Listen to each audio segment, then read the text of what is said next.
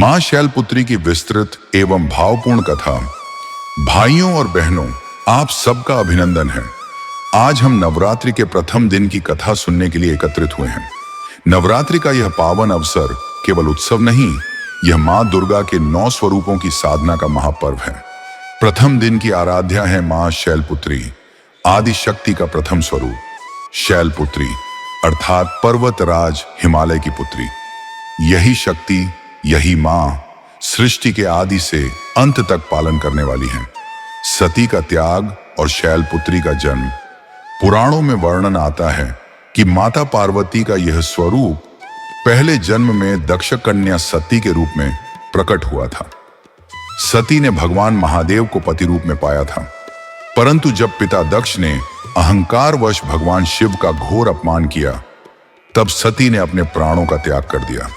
कल्पना कीजिए श्रोतागण, वह दृश्य कितना भयावह रहा होगा। यज्ञशाला में अग्नि प्रज्वलित है, चारों ओर वैदिक ऋषि बैठे हैं, देवगण अपनी अपनी सभा में सुशोभित हैं। परंतु जब सती वहां पहुंची तो उन्होंने देखा कि उनके प्रिय पति भगवान शंकर के लिए कोई स्थान तक निर्धारित नहीं था।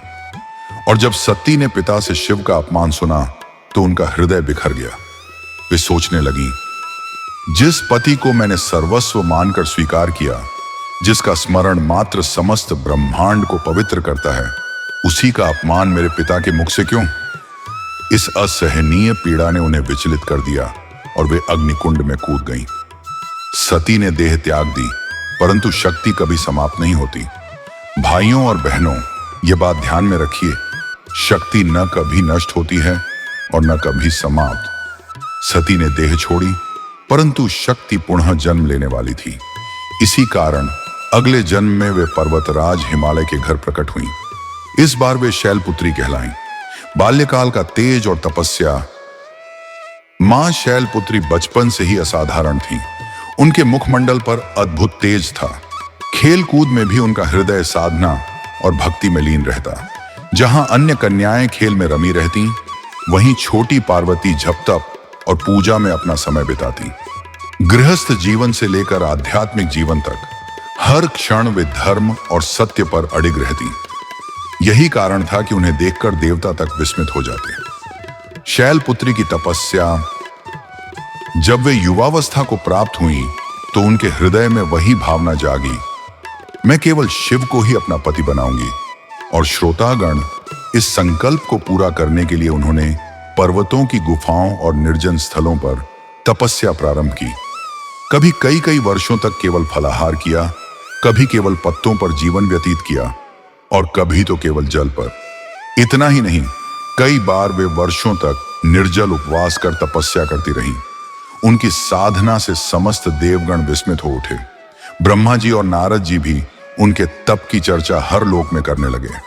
अंततः जब उनकी तपस्या ने चरम सीमा छू ली तो भगवान शंकर प्रसन्न हुए और उन्होंने शैलपुत्री को पुनः पत्नी रूप में स्वीकार किया। यही विवाह आगे चलकर शिव पार्वती का दिव्य मिलन कहलाया। मां शैलपुत्री का स्वरूप अत्यंत दिव्य है। वे वृषभ बैल पर आरूढ़ हैं, दाएं हाथ में त्रिशूल और बाएं हाथ में कमल धारण करती हैं। उनके नेत्रों से करुणा की धारा बहती है, परंतु उनके तेज में संपूर्ण त्रैलोक्य कांप उठता है। इसी कारण उन्हें वृषारूढ़ा भी कहा जाता है। मां शैलपुत्री की महिमा।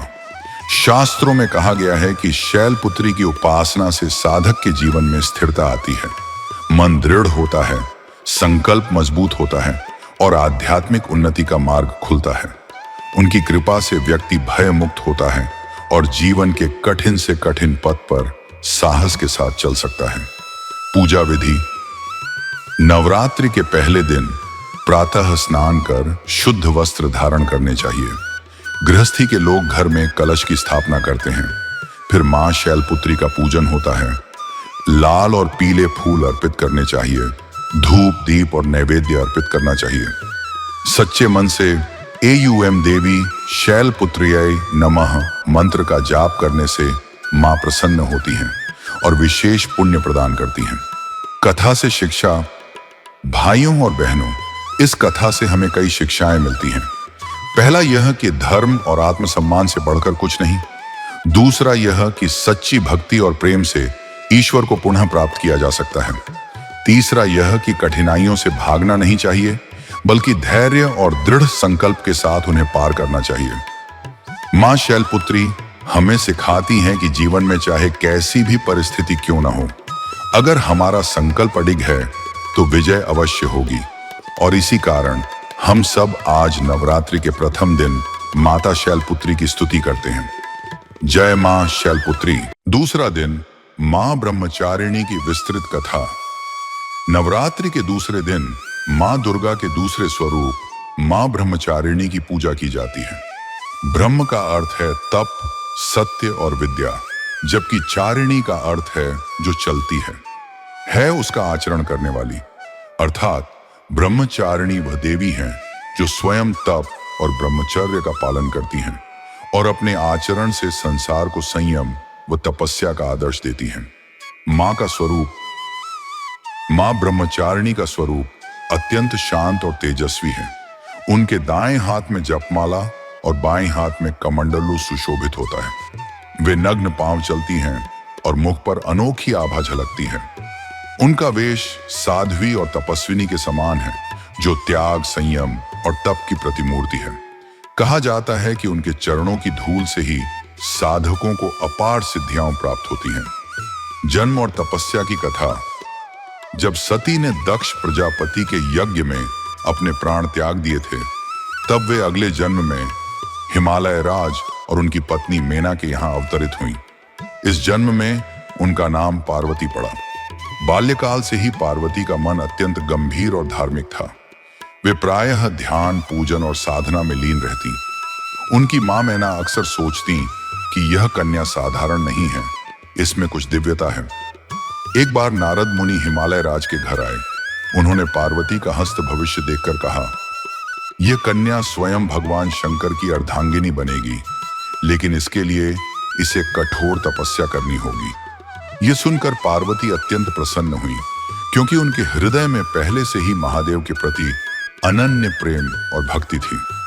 उन्होंने संकल्प लिया कि वे भगवान शंकर को पति रूप में पाने के लिए अत्यंत कठिन तपस्या करेंगी। पार्वती जी ने हिमालय पर्वत की गुफाओं और वन उपवन में जाकर तपस्या आरंभ की। प्रारंभ में उन्होंने फल फूल खाकर जीवन व्यतीत किया। कई वर्षों तक यह क्रम चला। इसके बाद उन्होंने केवल शाक पत्र खाना आरंभ किया। धीरे धीरे उन्होंने वह भी छोड़ दिया और केवल जल पर रहने लगी। फिर उन्होंने जल का भी त्याग कर केवल वायु पर जीवन बिताया। कहा जाता है कि उन्होंने हजारों वर्षों तक इस प्रकार घोर तपस्या की। उनकी तपस्या इतनी कठिन थी कि उनके शरीर पर धूल जम गई, बाल उलझ गए और वे अत्यंत कृशकाएं हो गईं। लेकिन उनके चेहरे का तेज और उनकी आंखों की दिव्यता सदैव वैसे ही बनी रही। उनकी तपस्या देखकर सभी देवता आश्चर्यचकित हो गए। ब्रह्मा, विष्णु और इंद्रदेव ने उनकी स्तुति की और उन्हें आशीर्वाद दिया। भगवान शिव की परीक्षा। भगवान शंकर उनकी तपस्या से प्रसन्न तो हुए, लेकिन उन्होंने पार्वती की परीक्षा लेना चाहिए। एक बार उन्होंने एक वृद्ध साधु का रूप धारण किया और पार्वती के सामने प्रकट हुए। वृद्ध साधु ने कहा, बेटी, तुम कौन हो?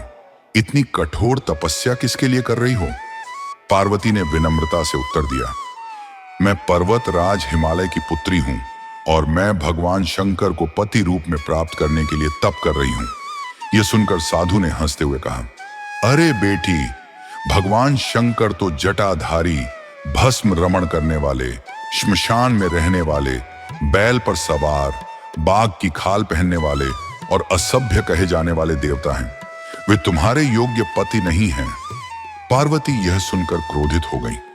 उन्होंने दृढ़ स्वर में कहा, आप चाहे उन्हें कितना भी अपमानित करें, लेकिन मेरे लिए तो वे ही परमेश्वर हैं। मैं केवल उन्हीं को पति के रूप में स्वीकार करूंगी और उनके अलावा किसी अन्य के विषय में सोचना भी पाप है। यह सुनकर साधु का रूप बदल गया और वे स्वयं भगवान शंकर प्रकट हुए।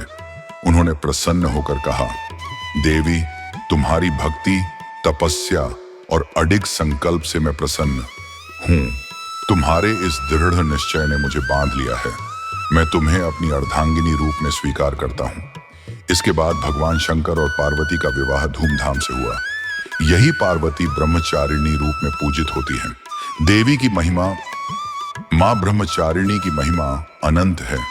उनकी उपासना से साधक को वैराग्य, संयम और आत्मबल की प्राप्ति होती है। वे हमें यह सिखाती हैं कि लक्ष्य प्राप्ति के लिए धैर्य और परिश्रम आवश्यक है। जीवन में कितनी भी कठिन परिस्थितियां आएं, लेकिन जो अपने संकल्प में अडिग रहता है वह अंततः सफलता प्राप्त करता है। देवी ब्रह्मचारिणी साधकों को तप और साधना में स्थिर रहने की शक्ति देती है। उनके आशीर्वाद से मनुष्य का मन मोह माया से मुक्त होकर ईश्वर की ओर अग्रसर होता है। पूजा विधि। नवरात्रि के दूसरे दिन भक्त प्रातः स्नान करके स्वच्छ वस्त्र धारण करते हैं और मां ब्रह्मचारिणी का ध्यान करते हैं। उन्हें श्वेत पुष्प अर्पित किए जाते हैं। मिश्री, शक्कर या खीर का भोग लगाया जाता है। धूप दीप जलाकर एयूएम देवी ब्रह्मचारिण्याय नमः मंत्र का जाप किया जाता है। विश्वास है कि जो साधक इस दिन मां ब्रह्मचारिणी की सच्चे भाव से पूजा करता है, उसके जीवन से सभी बाधाएं दूर हो जाती हैं और उसे सफलता व समृद्धि मिलती है। कथा से शिक्षा। मां ब्रह्मचारिणी की कथा हमें यह शिक्षा देती है कि भक्ति और प्रेम में त्याग और तपस्या का कितना महत्व है। यदि हम अपने लक्ष्य के प्रति पूरी निष्ठा और धैर्य से प्रयास करें तो असंभव भी संभव हो जाता है। उनका स्वरूप यह बताता है कि ईश्वर तक पहुंचने का मार्ग कठिन हो सकता है, लेकिन यदि साधक तप, संयम और आत्मबल से आगे बढ़े तो निश्चित ही वह अपने उद्देश्य को पा लेता है। तीसरा दिन, मां चंद्रघंटा की कथा। नवरात्रि के तीसरे दिन भक्तजन मां दुर्गा के तीसरे स्वरूप मां चंद्रघंटा की उपासना करते हैं। मां के इस रूप की विशेषता उनके मस्तक पर स्थित अर्धचंद्राकार घंटा है। इसी कारण वे चंद्रघंटा के नाम से विख्यात हुई। मां चंद्रघंटा का स्वरूप अत्यंत अद्भुत और सौम्य है, लेकिन साथ ही वे युद्ध भूमि में क्रोध और पराक्रम की साक्षात देवी भी हैं। वे अपने भक्तों के लिए सौम्यता और करुणा की मूर्ति हैं, लेकिन असुरों के लिए कालरात्रि के समान भयानक। स्वरूप और वाहन। मां चंद्रघंटा का वर्ण स्वर्ण जैसा चमकता हुआ है। उनके 10 हाथ हैं, जिनमें कमल, धनुष, बाण, त्रिशूल, गदा, तलवार आदि शस्त्र सुशोभित होते हैं। एक हाथ में वे वृद्ध मुद्रा में रहती हैं और दूसरे हाथ से भक्तों का अभय देती हैं। उनके मस्तक पर अर्धचंद्र के आकार का घंटा है, जो उनके नाम का आधार है। वे अपने वाहन सिंह पर सवार रहती हैं। सिंह उनका प्रतीक है निर्भयता और साहस का। कथा के अनुसार जब पार्वती ने भगवान शिव को पति के रूप में पाने के लिए कठोर तपस्या की और उनकी तपस्या से प्रसन्न होकर शिवजी ने उन्हें स्वीकार कर लिया, तब दोनों का विवाह पर्वतराज हिमालय के घर अत्यंत भव्य रूप से संपन्न हुआ। विवाह के पश्चात पार्वती का जो दिव्य स्वरूप प्रकट हुआ वही मां चंद्रघंटा कहलाया। इस रूप में वे संसार की समस्त पीड़ाओं को दूर करती हैं और भक्तों की रक्षा करती हैं। एक अन्य कथा में वर्णन आता है कि जब राक्षसों का आतंक बढ़ गया था, तब देवताओं ने मां दुर्गा से प्रार्थना की। मां ने चंद्रघंटा रूप धारण कर सिंह पर सवार होकर राक्षसों का संहार किया। उनकी घंटा ध्वनि से असुरों के हृदय कांप उठते थे। कहा जाता है कि जब भी उनकी घंटा बजती है तो उसकी ध्वनि से चारों ओर से नकारात्मक शक्तियां भाग जाती हैं और वातावरण पवित्र हो जाता है। चंद्रघंटा की महिमा। मां चंद्रघंटा की पूजा से साधक को असीम साहस और निर्भयता प्राप्त होती है। वे साधक के जीवन से भय, शत्रु और बाधाओं का नाश करती हैं। उनकी कृपा से साधक के चारों ओर सकारात्मक ऊर्जा का संचार होता है। वे अपने भक्तों की रक्षा करती हैं और उन्हें न्याय प्रदान करती हैं। मां चंद्रघंटा की उपासना से साधक का मन चित्त स्थिर और निर्मल होता है। पूजा विधि। नवरात्रि के तीसरे दिन भक्तजन प्रातः स्नान कर मां चंद्रघंटा का ध्यान करते हैं। उन्हें सुनहरे या पीले फूल चढ़ाए जाते हैं। दूध या दूध से बनी मिठाई का भोग अर्पित करना अत्यंत शुभ माना जाता है। धूप, दीप और शंख घंटा बजाकर आरती की जाती है। एयूएम देवी चंद्रघंटाय नमः मंत्र का जप करने से भक्त को शांति, साहस और विजय प्राप्त होती है। आध्यात्मिक महत्व। मां चंद्रघंटा का स्वरूप साधक के आज्ञा चक्र, तीसरा नेत्र को जागृत करता है। उनकी उपासना से साधक की अंतर्दृष्टि और आत्मज्ञान की शक्ति प्रबल होती है। उनकी घंटा ध्वनि का अर्थ है साधक के भीतर से अज्ञान का अंधकार दूर होना और आत्मज्ञान का प्रकाश फैलना। मां चंद्र घंटा की कथा हमें यह सिखाती है कि जीवन में भय और नकारात्मकता का नाश केवल आस्था और साहस से ही संभव है। यदि साधक ईश्वर का स्मरण कर निर्भयता से आगे बढ़े तो कोई भी शक्ति उसे पराजित नहीं कर सकती। वे यह भी बताती हैं कि करुणा और शांति का मार्ग अपनाने वाला भक्त भी जब धर्म और सत्य की रक्षा का समय आता है तो शस्त्र धारण करने में पीछे नहीं हटता। एक प्रेरणादायक प्रसंग कहा जाता है कि जब देवताओं ने मां से प्रार्थना की कि वे असुरों का नाश करें, तो मां ने अपने मस्तक पर चंद्र के आकार का घंटा धारण किया और सिंह पर सवार होकर युद्ध भूमि में उतरी। उनके घंटा बजाते ही असुरों के हथियार बिखरने लगे और उनकी सेना भयभीत होकर भागने लगी। इस प्रसंग से यह संदेश मिलता है कि धर्म की रक्षा के लिए जब ईश्वर स्वयं युद्ध भूमि में उतरते हैं तो अधर्म का नाश निश्चित होता है।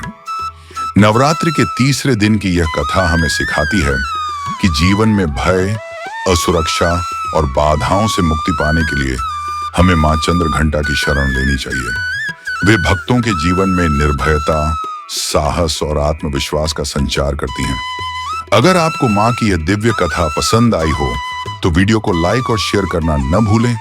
हर दिन की नई कथा सुनने के लिए चैनल को सब्सक्राइब करें और बेल आइकन दबाएं ताकि मां दुर्गा की कृपा और आशीर्वाद सदा आपके जीवन में बना रहे। जय माता दी।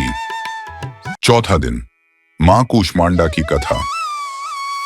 नवरात्रि के चौथे दिन मां दुर्गा के चौथे स्वरूप मां कूष्मांडा की पूजा होती है। उनका नाम ही उनके स्वरूप और शक्ति का परिचायक है। कूष्मांड शब्द 3 भागों से बना है। कु थोड़ा, ऊष्म ऊर्जा या उष्णता और अंड ब्रह्मांड। अर्थात मां कूष्मांडा वह देवी हैं जिन्होंने अपनी सूक्ष्म मुस्कान से समस्त सृष्टि और ब्रह्मांड की रचना की। मां का स्वरूप, मां कूष्मांडा का तेज और आभा अनंत सूर्य के समान है। वे अष्टभुजाधारी हैं, इसीलिए उन्हें अष्टभुजा देवी भी कहा जाता है।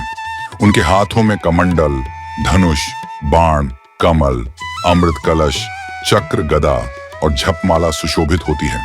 वे सिंह पर सवार रहती हैं और उनके मुख पर मधुर मुस्कान सदा बनी रहती है। कथा, ब्रह्मांड की उत्पत्ति। पुराणों में वर्णन आता है कि जब यह संपूर्ण सृष्टि शून्य में लीन थी, चारों ओर केवल अंधकार और शांति थी, तब कोई अस्तित्व नहीं था।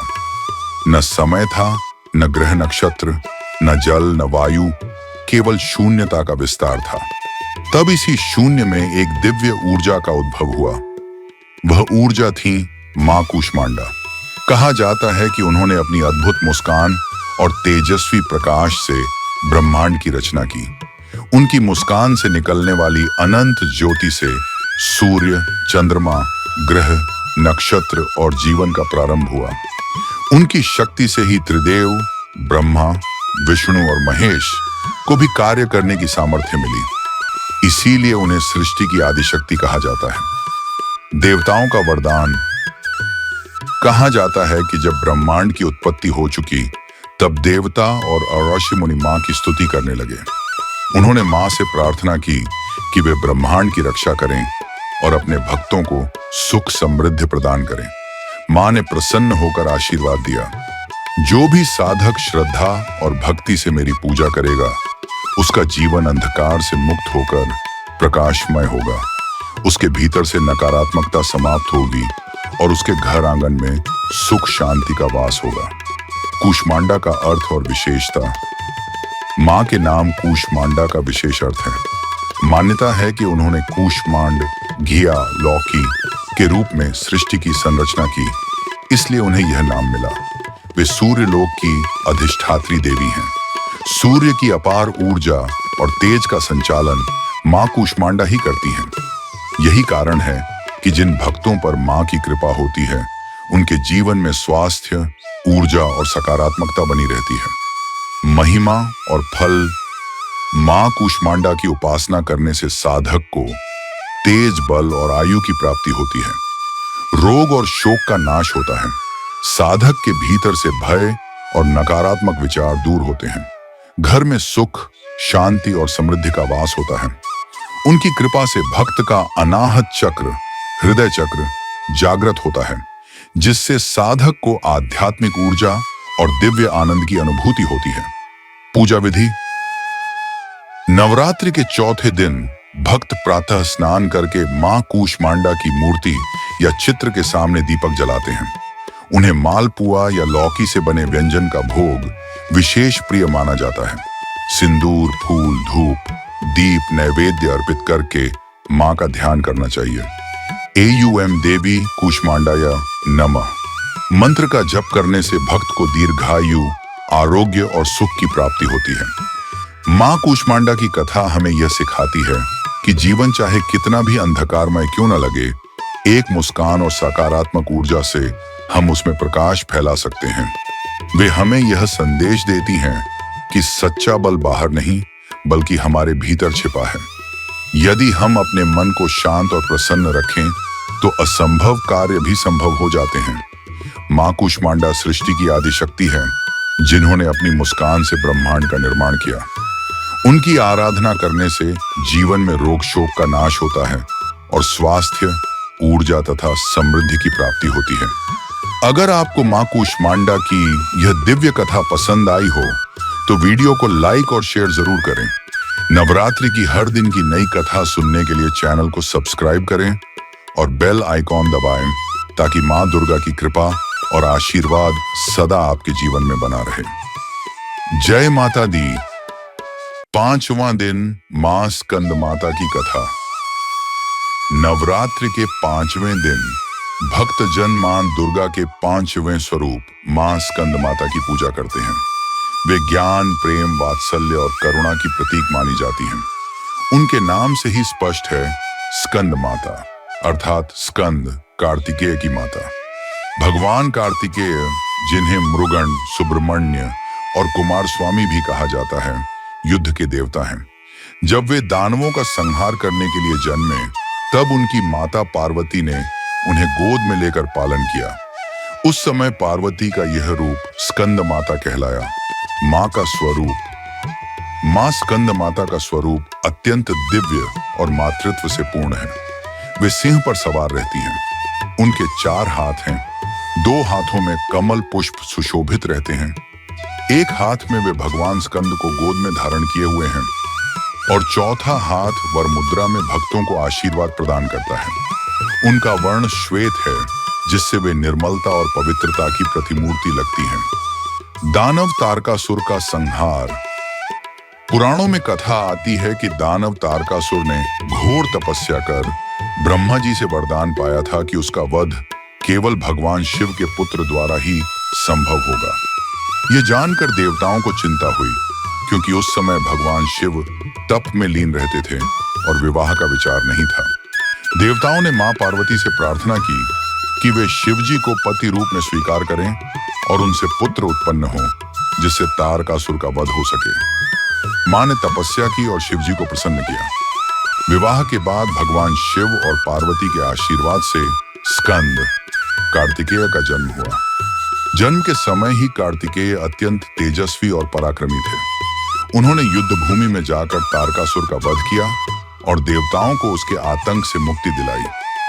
उस समय मां पार्वती ने अपने पुत्र को गोद में लेकर पालन पोषण किया और इस रूप में वे स्कंद माता के नाम से प्रसिद्ध हुई। मां स्कंद माता की महिमा। मां स्कंद माता केवल पुत्र कार्तिकेय की ही माता नहीं, बल्कि संपूर्ण संसार की माता मानी जाती हैं। वे भक्तों पर वैसे ही वात्सल्य और करुणा बरसाती हैं, जैसे एक माता अपने बच्चे पर बरसाती है। उनकी उपासना से भक्त को ज्ञान और मोक्ष की प्राप्ति होती है। वे जीवन से पाप और बाधाओं को दूर करती हैं। भक्त को आत्मबल, धैर्य और विजय प्रदान करती हैं। मां की कृपा से भक्त का मन निर्मल और हृदय पवित्र होता है। पूजा विधि। नवरात्रि के 5वें दिन मां स्कंद माता की पूजा करते समय उन्हें पीले या नारंगी फूल अर्पित करना शुभ माना जाता है। केले का भोग विशेष प्रिय है। भक्त AUM देवी स्कंद मातायै नमः मंत्र का जप करते हैं। पूजा के समय मन को अत्यंत शांत और निर्मल रखना चाहिए। मां स्कंद माता की आराधना करने से साधक का विशुद्ध चक्र, कंठ चक्र जागृत होता है, जिससे वाणी मधुर और प्रभावशाली बनती है। एक प्रेरणादायक प्रसंग कहा जाता है कि जब स्कंद बालक थे और तारकासुर के विरुद्ध युद्ध में जाने वाले थे, तब मां स्कंद माता ने उन्हें अपनी गोद में लिया और कहा, बेटा, यह धर्म का युद्ध है। इसमें तुम्हें विजय अवश्य मिलेगी, क्योंकि धर्म की रक्षा सदैव होती है। पर याद रखना, शक्ति और सामर्थ्य तभी पवित्र होते हैं जब उनका प्रयोग सत्य और न्याय के लिए किया जाए। माता के इन वचनों ने स्कंद को जीवन भर धर्म और न्याय के पथ पर चलने की प्रेरणा दी। कथा से शिक्षा। मां स्कंद माता की कथा हमें यह सिखाती है कि जीवन में शक्ति का प्रयोग केवल धर्म और न्याय की रक्षा के लिए होना चाहिए। साथ ही यह भी शिक्षा मिलती है कि मां का वात्सल्य और आशीर्वाद संसार की सबसे बड़ी शक्ति है। मां स्कंद माता की उपासना करने से भक्त को ज्ञान, शांति और सुख समृद्धि की प्राप्ति होती है। वे अपने भक्तों को संतान सुख, आत्मबल और आध्यात्मिक उन्नति प्रदान करती हैं। नवरात्रि के 5वें दिन उनकी पूजा करने से साधक के जीवन में पवित्रता और दिव्यता का प्रकाश फैलता है। अगर आपको मां स्कंद माता की यह प्रेरणादायक कथा अच्छी लगी हो तो वीडियो को लाइक और शेयर करें। नवरात्रि की बाकी कथाएं देखने के लिए चैनल को सब्सक्राइब करें और बेल आइकॉन दबाएं, ताकि मां दुर्गा का आशीर्वाद हमेशा आपके जीवन में बना रहे। जय माता दी। छठा दिन मां कात्यायनी की कथा। नवरात्रि के छठे दिन मां दुर्गा के छठे स्वरूप मां कात्यायनी की पूजा अर्चना की जाती है। मां कात्यायनी को महिषासुर मर्दिनी के नाम से भी जाना जाता है, क्योंकि इन्होंने ही महिषासुर नामक राक्षस का वध कर देवताओं को आतंक से मुक्ति दिलाई थी। मां कात्यायनी का स्वरूप। मां कात्यायनी अत्यंत तेजस्विनी और अद्भुत सौंदर्य से युक्त हैं। उनका रंग स्वर्ण की भांति चमकदार है। वे सिंह पर सवार रहती हैं। उनके 4 हाथ हैं। ओ ऊपर के 2 हाथों में तलवार और कमल सुशोभित हैं। ओ और नीचे के 2 हाथों में अभय वर मुद्रा है। उनके मुखमंडल पर अद्भुत तेज झलकता है, जो भक्तों के भय को हर लेता है और शत्रुओं का नाश करता है। महिषासुर का आतंक। पुराणों के अनुसार एक समय पर असुर राज महिषासुर ने कठोर तपस्या करके भगवान ब्रह्मा से वरदान प्राप्त किया। उसने मांगा था, मेरा वध किसी देवता, असुर या मानव द्वारा न हो, केवल किसी स्त्री के द्वारा ही मेरा अंत संभव हो।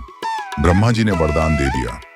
महिषासुर यह सोचकर अत्यंत प्रसन्न हुआ कि कोई स्त्री उसे कभी पराजित नहीं कर पाएगी। वरदान पाकर वह अहंकारी हो गया और उसने त्रिलोक पर अपना अधिकार जमा लिया। देवताओं को स्वर्ग से निकाल दिया गया। यज्ञ, हवन, धार्मिक अनुष्ठान सब रुक गए। पृथ्वी, पाताल और स्वर्ग में अराजकता फैल गई। देवताओं की प्रार्थना और मां का प्रकट होना। देवता अत्यंत व्याकुल होकर भगवान ब्रह्मा, विष्णु और महेश के पास पहुंचे और कहा, हे देवगण, अब केवल शक्ति ही हमें इस संकट से बचा सकती है।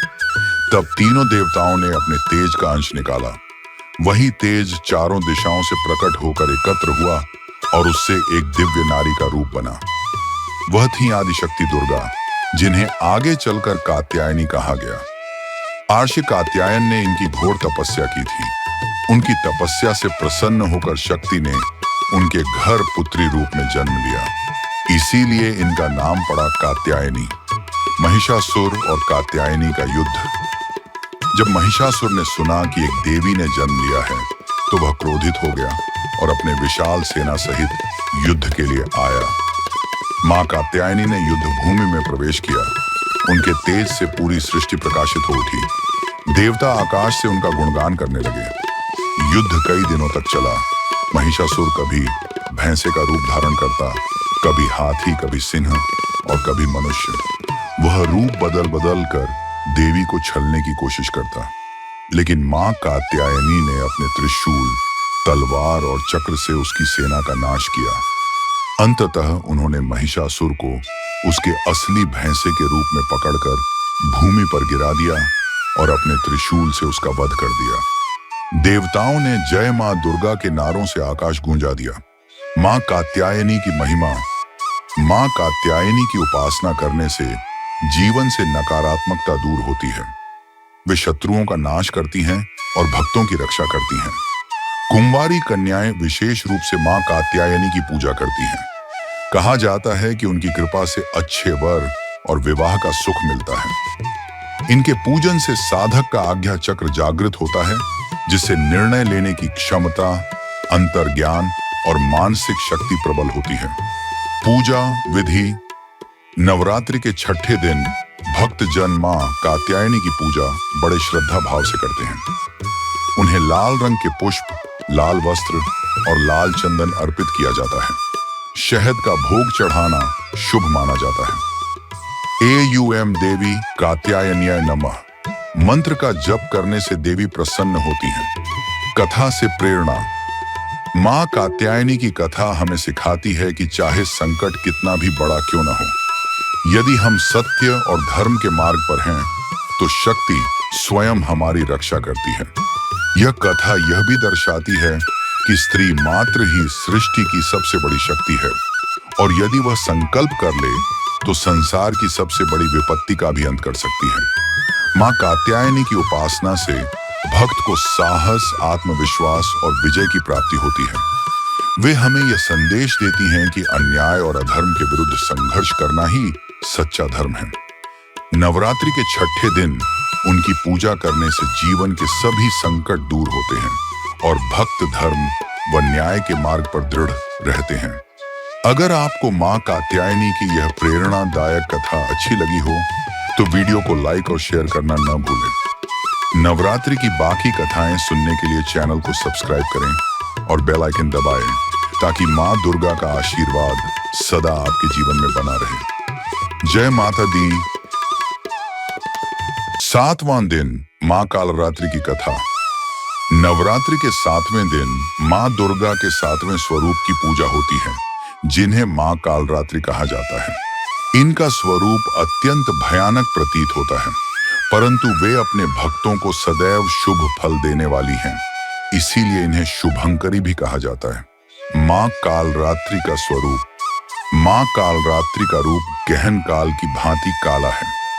उनका शरीर अंधकार की तरह काला है। उनके बाल बिखरे हुए हैं और गले में बिजली जैसी चमकती माला है। उनके 3 नेत्र हैं, जिनसे अग्नि की ज्वालाएं निकलती रहती हैं। उनके 4 हाथ हैं। ओ दाहिने हाथ में वर और अभय मुद्रा है। ओ बाएं हाथ में तलवार और लोहे का कांटा वज्र है। वे गधे पर सवार रहती हैं। उनके भयावह रूप को देखकर असुर कांप उठते हैं, लेकिन भक्त उनके चरणों में सुरक्षित अनुभव करते हैं। कथा शुंभ निशुंभ का आतंक। महिषासुर के वध के बाद शुंभ और निशुंभ नामक असुरों ने देवताओं को पुनः त्रस्त करना शुरू किया। उन्होंने इंद्रलोक और स्वर्गलोक पर आक्रमण कर दिया और देवताओं को फिर से परास्त कर दिया। देवताओं ने पुनः शक्ति की शरण ली और प्रार्थना की, हे मां, आप ही हमारी रक्षक हैं, कृपया हमें इन असुरों के आतंक से बचाइए। तब शक्ति ने अपने भयानक स्वरूप में अवतार लिया। यह स्वरूप था मां कालरात्रि का। असुरों का नाश। शुंभ निशुंभ की सेना में असंख्य दैत्य थे, जो अत्यधिक बलवान और शक्तिशाली थे।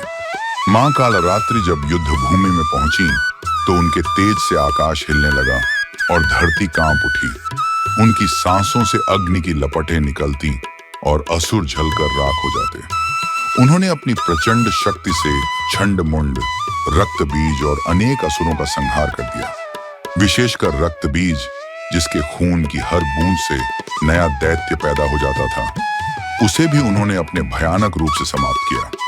अंततः शुंभ निशुंभ भी उनके हाथों पराजित हुए। मां कालरात्रि की महिमा। मां कालरात्रि भय और संकटों का नाश करती हैं। उनकी उपासना से भक्त के जीवन से अंधकार, जादू टोना, बुरी शक्तियां और शत्रुता दूर होती है। साधक का सहस्रार चक्र जागृत होता है, जिससे उसे अद्भुत शांति और दिव्य अनुभव की प्राप्ति होती है। उनका स्वरूप हमें सिखाता है कि हर भयावह परिस्थिति में भी माँ अपने भक्तों का कल्याण करती है। पूजा विधि। नवरात्रि के 7वें दिन भक्त माँ कालरात्रि की पूजा करते हैं। लाल या नीले रंग के फूल अर्पित करना शुभ माना जाता है। गुड़ का भोग लगाना विशेष फलदायी है। एवं देवी कालरात्र्यै नमः मंत्र का जप करने से भक्त के जीवन से सभी भय समाप्त होते हैं। कथा से प्रेरणा। माँ कालरात्रि की कथा हमें यह सिखाती है कि चाहे अंधकार कितना भी गहरा क्यों ना हो, यदि हम सत्य और धर्म पर अडिग हैं, तो माँ शक्ति हमारे लिए प्रकाश का मार्ग खोलती है। उनका भयानक स्वरूप यह बताता है कि कभी-कभी बुराई का नाश करने के लिए कठोरता आवश्यक होती है। नवरात्रि के 7वें दिन माँ कालरात्रि की पूजा से भक्त को भय मुक्त जीवन, साहस और आत्मबल प्राप्त होता है। वे हमें यह संदेश देती हैं कि हर भय केवल एक माया है, और जब हम माँ शक्ति की शरण लेते हैं तो सारा अंधकार मिट जाता है। अगर आपको माँ कालरात्रि की यह अद्भुत कथा अच्छी लगी हो तो वीडियो को लाइक और शेयर करें। नवरात्रि की अगली कथा सुनने के लिए चैनल को सब्सक्राइब करें और बेल आइकॉन दबाएं, ताकि माँ दुर्गा का आशीर्वाद सदा आपके जीवन में बना रहे। जय माता दी। 8वां दिन माँ महागौरी की कथा। नवरात्रि के 8वें दिन देवी दुर्गा के 8वें स्वरूप की पूजा की जाती है, जिन्हें माँ महागौरी कहते हैं। उनका नाम ही बताता है कि वे अत्यंत गौर वर्ण वाली हैं, हिम की तरह उज्जवल, चांद की तरह श्वेत और कांति में अनुपम। भक्त माँ महागौरी की पूजा कर अपने जीवन के पापों को धोते हैं और शुद्धता, सौभाग्य और शांति का आशीर्वाद पाते हैं। माँ महागौरी का स्वरूप। माँ महागौरी का वर्ण शंख, चांद और कुंद पुष्प की तरह श्वेत है। वे 4 भुजाओं वाली हैं। दाहिने हाथ में त्रिशूल और वर मुद्रा, बाएं हाथ में डमरू और अभय मुद्रा है। वे श्वेत वस्त्र धारण करती हैं और श्वेत वृषभ, बैल पर सवारी करती हैं। उनका स्वरूप पूर्ण पवित्रता, शांति और करुणा का प्रतीक है। कथा, पार्वती का तप और महागौरी का जन्म। पौराणिक कथा के अनुसार माँ महागौरी पार्वती जी का ही एक रूप है। जब देवी पार्वती ने भगवान शिव को पति रूप में पाने के लिए कठोर तपस्या की, तो उन्होंने कई वर्षों तक निर्जल और निराहार रहकर वन और पर्वतों में साधना की। तपस्या इतनी कठिन थी कि उनका शरीर काला और कृशकाय हो गया। उनकी तपस्या से प्रसन्न होकर भगवान शिव प्रकट हुए और बोले, हे देवी, आपकी कठोर साधना से मैं अत्यंत प्रसन्न हूँ। आप मेरा वरण कर सकती हैं। भगवान शिव ने उनके तपस्या से हुए काले शरीर को गंगा जल और दिव्य जल से स्नान कराकर उज्जवल और तेजस्वी बना दिया। तभी देवी का यह रूप माँ महागौरी कहलाया। एक और कथा, दानवों का संहार। एक अन्य कथा में वर्णन आता है कि असुरों का आतंक बढ़ जाने पर जब देवी ने अपने उग्र रूप से असुरों का संहार किया, तब उनका शरीर युद्ध की कालिमा से ढक गया। युद्ध समाप्त होने पर देवताओं और ऋषियों ने गंगा जल से उनका स्नान कराया और उनका शरीर पुनः उज्जवल, शांत और दिव्य आभा से युक्त हो गया। तब वे महागौरी के नाम से प्रसिद्ध हुई। माँ महागौरी की महिमा। माँ महागौरी की उपासना से भक्त के सभी पाप धुल जाते हैं। वे जीवन की कठिनाइयों को दूर कर सुख समृद्धि प्रदान करती हैं। जो साधक अष्टमी के दिन श्रद्धा से पूजा करते हैं, उन्हें जीवन में सौभाग्य, वैवाहिक सुख और धन धान्य की प्राप्ति होती है। माँ महागौरी हमें यह सिखाती हैं कि तप और त्याग से ही सच्चा फल प्राप्त होता है। पूजा विधि। नवरात्रि के 8वें दिन भक्त माँ महागौरी की पूजा करते हैं।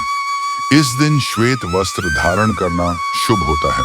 माता को दूध से बने व्यंजन और नारियल का भोग चढ़ाना अत्यंत फलदायी माना जाता है।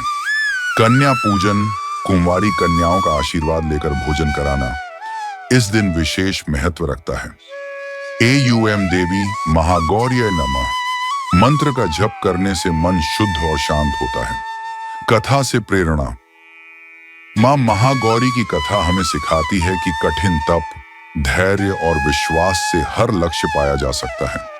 जैसे पार्वती ने तपस्या से शिव को पाया, वैसे ही हम जीवन में कठिनाइयों और अंधकार को धैर्य व श्रद्धा से मिटा सकते हैं। उनका श्वेत रूप हमें पवित्रता, सादगी और निष्कलंक जीवन जीने की प्रेरणा देता है। नवरात्रि के 8वें दिन मां महागौरी की पूजा से भक्त के जीवन में पवित्रता, समृद्धि और सौभाग्य का वास होता है। वे जीवन से पाप, दुख और संकटों का नाश कर शांति और दिव्य आशीर्वाद प्रदान करती हैं। भक्त यदि श्रद्धा से उनकी आराधना करें तो उनका जीवन सदा उजाले और सौभाग्य से भरा रहता है। अगर आपको मां महागौरी की यह पावन कथा पसंद आई हो तो वीडियो को लाइक और शेयर करना न भूलें। नवरात्रि की अंतिम कथा सुनने के लिए चैनल को सब्सक्राइब करें और बेल आइकॉन दबाएं ताकि मां दुर्गा का आशीर्वाद आपके जीवन में सदा बना रहे। जय माता दी। 9वां दिन मां सिद्धिदात्री की कथा। नवरात्रि का अंतिम और सबसे पावन दिन नवमी कहलाता है। इस दिन मां दुर्गा के 9वें स्वरूप मां सिद्धिदात्री की पूजा की जाती है। सिद्धिदात्री का अर्थ है सिद्धियां प्रदान करने वाली मां। मां सिद्धिदात्री ही वह देवी हैं जिन्होंने देवताओं, ऋषियों और यहाँ तक कि स्वयं भगवान शिव को भी अद्भुत सिद्धियां प्रदान की थी। उनकी उपासना से भक्त को अलौकिक शक्तियां, दिव्य आशीर्वाद और मोक्ष की प्राप्ति होती है। मां सिद्धिदात्री का स्वरूप। मां सिद्धिदात्री 4 भुजाओं वाली हैं। वे कमलासन या सिंहासन पर विराजमान होती हैं। उनके हाथों में चक्र, गदा, शंख और कमल धारण होता है। वे लाल या गुलाबी वस्त्र पहने हुए होती हैं और उनके चारों ओर दिव्य आभा फैली रहती है। सिंह उनकी सवारी है जो शक्ति और साहस का प्रतीक है। जब ब्रह्मांड की रचना हुई, शास्त्रों के अनुसार जब सृष्टि का प्रारंभ हुआ तब चारों ओर अंधकार ही अंधकार था। तब ब्रह्मा जी को सृष्टि की रचना करनी थी, लेकिन उनमें वह शक्ति नहीं थी। उन्होंने आदि शक्ति मां दुर्गा का आह्वान किया। तब देवी ने मां सिद्धिदात्री के रूप में प्रकट होकर ब्रह्मा को सिद्धियां प्रदान की। इन सिद्धियों के बल पर ही ब्रह्मा ने देवताओं, ऋषियों और मनुष्यों की रचना की। देवी पुराण और देवी भागवत में उल्लेख है कि मां सिद्धिदात्री भक्तों को 8 सिद्धियां प्रदान करती हैं। ये सिद्धियां हैं अनिमा सिद्धि, सूक्ष्म से सूक्ष्म रूप धारण करने की शक्ति; महिमा सिद्धि, स्वयं को विशाल बनाने की शक्ति; गरिमा सिद्धि, असीम भारवान होने की शक्ति; लघिमा सिद्धि, असीम हल्का होने की शक्ति; प्राप्ति सिद्धि, कहीं भी पहुंचने और सब कुछ पाने की शक्ति; प्राकाम्य सिद्धि, इच्छित वस्तु या शक्ति प्राप्त करने की क्षमता; ईशित्व सिद्धि, प्रभुत्व और नियंत्रण की शक्ति; वशित्व सिद्धि, सबको वश में करने की शक्ति। यही कारण है कि उन्हें सिद्धिदात्री कहा जाता है। मां की कृपा से उन्हें भी 8 सिद्धियां प्राप्त हुई। इन्हीं सिद्धियों के प्रभाव से भगवान शिव अर्धनारीश्वर बने, यानी आधा शरीर शिव का और आधा शरीर शक्ति का हो गया। यह घटना यह सिद्ध करती है कि शक्ति और शिव अविभाज्य हैं। मां सिद्धिदात्री की महिमा। भक्त की हर मनोकामना को पूर्ण करने की शक्ति मां सिद्धिदात्री में है। वे साधकों को दिव्य ज्ञान और योग की शक्तियां देती हैं। जो व्यक्ति सच्चे मन से नवमी के दिन मां की आराधना करता है, उसके जीवन से सभी कष्ट दूर हो जाते हैं। मां सिद्धिदात्री के बिना कोई भी साधना पूर्ण नहीं होती। पूजा विधि। इस दिन मां सिद्धिदात्री को लाल या गुलाबी पुष्प अर्पित करें। धूप, दीप और नैवेद्य के साथ AUM देवी सिद्धिदात्रीय नमः मंत्र का जप करें। नवमी के दिन कन्या पूजन और अन्नदान का विशेष महत्व है। भक्तों को चाहिए कि वे 9 कन्याओं का पूजन कर भोजन कराएं। इसे 9 देवियों की पूजा के समान माना गया है। मां सिद्धिदात्री की कथा हमें सिखाती है कि शक्ति के बिना सृष्टि अधूरी है। ज्ञान, साधना और प्रयास तभी सफल होते हैं जब उनमें शक्ति का आशीर्वाद हो।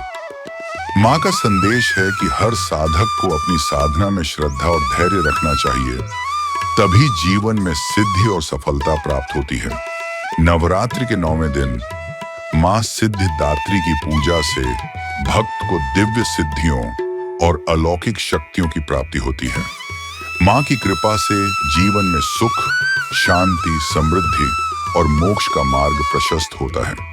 संपूर्ण नवरात्रि का फल तभी पूर्ण होता है जब भक्त नवमी को मां सिद्धिदात्री की आराधना करता है।